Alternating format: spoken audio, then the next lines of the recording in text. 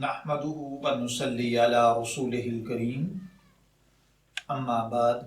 فاعوذ باللہ من الشیطان الرجیم بسم اللہ الرحمن الرحیم۔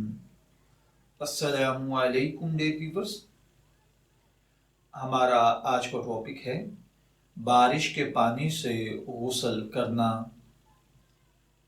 یہ ایک سوال ہے کہ کیا بارش کے پانی سے غسل کیا جا سکتا ہے یا نہیں؟ تو دیکھیے بھائیوں اور بہنوں، اگر کوئی شخص، کوئی عورت جس پر غسل جنابت تھا اور وہ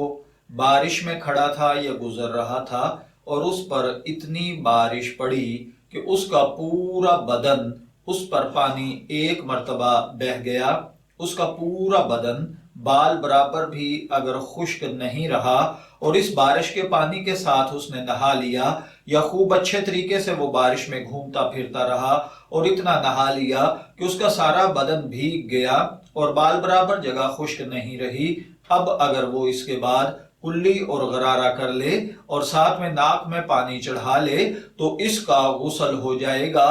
اس کو الگ سے غسل کرنے کی ضرورت نہیں رہے گی، یہ حد سے اکبر سے پاک ہو جائے گا۔ میں دعا گو ہوں کہ اللہ تعالی ہمیں ان باتوں کو سمجھ کر ان کے مطابق عمل کرنے کی توفیق عطا فرمائے۔ شبیر احمد کو اجازت دیجیے، پھر حاضر ہوں گے کسی نئے ٹاپک کے ساتھ، تب تک کے لیے اللہ حافظ۔